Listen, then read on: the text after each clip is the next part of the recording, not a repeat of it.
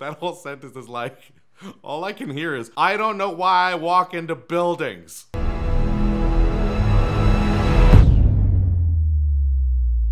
What's up, you guys? Welcome to Boss Level 8, where we make fun of movie critics. We just watched Pacific Rim Uprising, the sequel to Pacific Rim, of course. We're gonna read Roger Moore's review and see what kind of bull crap he had to say about it, because we know it's gonna be nonsense. If you've never been here before, hit the little subscribe button and that little bell right next to it so you can get notified when we have videos, unless you don't like our stuff. And if you don't, have a good day. Now let's get to this guy's review, because it's gonna be such a ridiculous thing. I can't wait for the Power Rangers comments. I just assume that they're coming. Action-packed and impressively stupid. Immediately, I agree.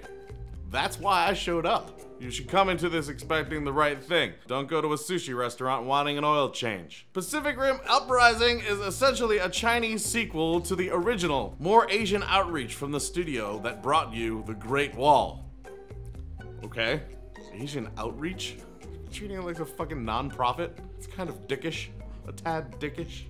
Spot of dickery. It's got a British lead, an international no-name cast, and a few Americans in supporting roles. Heck, it's got an Eastwood. It's so it's like sarcastic, but it's a sarcastic inside joke with yourself. Like, no one gets your joke. We just understand that you're being a sarcastic asshole. That's it. We're like, yeah, that guy was in there.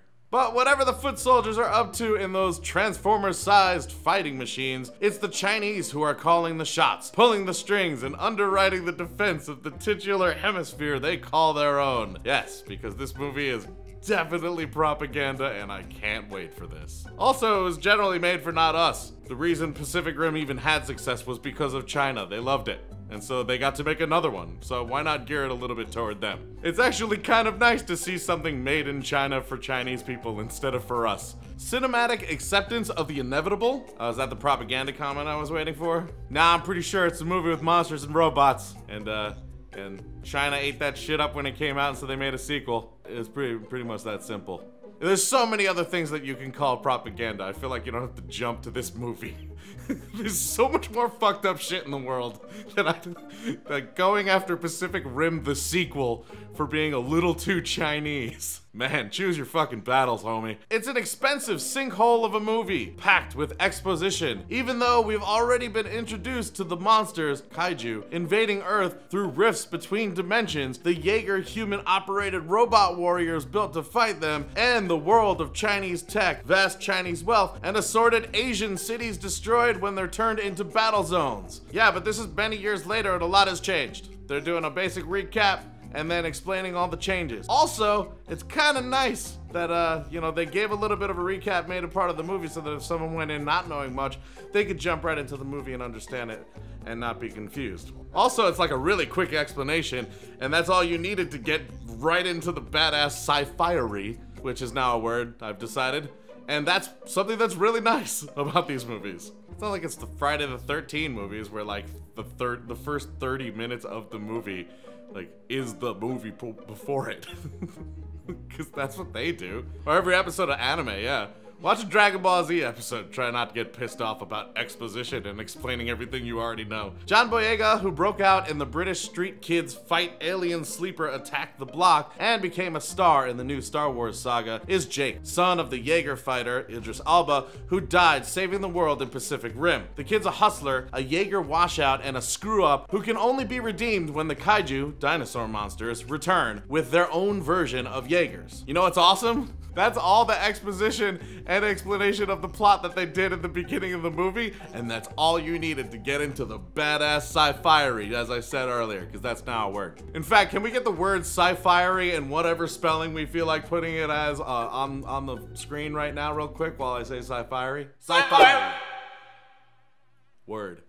The picture plays out simply. Exposition, exposition, exposition, then fight, chase, fight, fight. Pause for noble sacrifice or remembering an earlier death, pithy one-liner, then exposition, exposition, exposition, again, etc. I agree with everything except the etc. They pretty much stopped at all of what you said. Yeah, replace etc. with credits or the end. And then you got the whole movie on the nose. The problem is, you think that that's bad. It's not.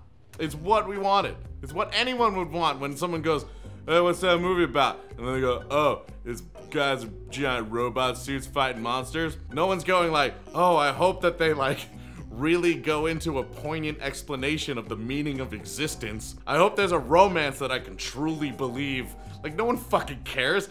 Just have metal smashing into monsters and buildings knocking down, and every once in a while some crazy thing happen. Make it so people can fall from amazing heights and land and somehow not break their shoulder. And I am happy, and everyone else who saw this movie is happy, because we went in with the right expectation, you know? You're the type of person who goes into a marriage like expecting to be happy.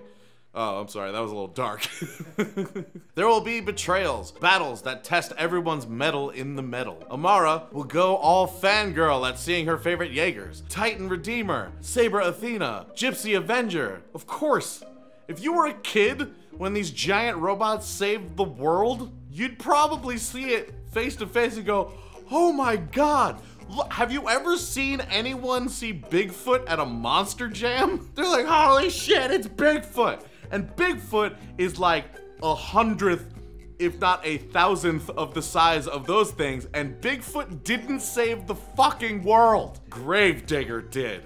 And that Scooby-Doo one. Just keep in mind the guiding principle at work here. Everything's designed to make China and the Chinese way. Order is paramount, cooperation and discipline, and following orders without look good. Really? Because that's not even how they win. They actually win by doing things that they weren't ordered to do. Cadets immediately were put into the Jaegers and they weren't even fucking ready. They did something they weren't supposed to do, like just to win.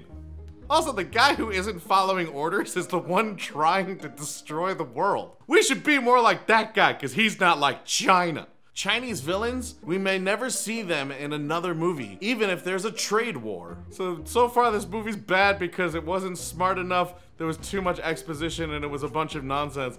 And also, the villains weren't Chinese. Wow. You are a dick. Holy crap. Because there's honestly, like, I understand what you're saying and that you're trying to have like a social and political commentary based on like the relation between this movie and how it was made and why it was made and how it was presented with things that are actually going on in the world. But if you basically break it down to what you're actually saying, you're a horrible racist person. I don't really know any other way to see this. But then I'm just a guy who wanted to see a movie where robots fight monsters. Pacific Rim Uprising? Not worth it. Not even in 3D. Not worth it, not even in 3D. That whole sentence is like, all I can hear is, I don't know why I walk into buildings. Nah, I wasn't nuts about the first film either. Sequels are notoriously worse than the first movie, or even if they're on par, if you didn't like the first movie, all you're gonna get is on par with something you don't like. If I have a horrible breakup, I don't date her slightly dumber clone. I do wonder why there is a clone, and if I could borrow her machine. So what do you guys think of Roger Moore's review of Pacific Rim Uprising? Did you like the movie? Do you think his review is on point? Do you think it's stupid? Do you think we should just go in and watch a stupid movie and have fun? Or do we have to make everything all poignant and political and whatever? Love to hear what you have to say. Put it down in the comments. If you've never watched any of our shows before, hit the subscribe button and that notification bell. There's some videos on the screen if you want to check those out as well. And until we see you guys next time, geek out and game on.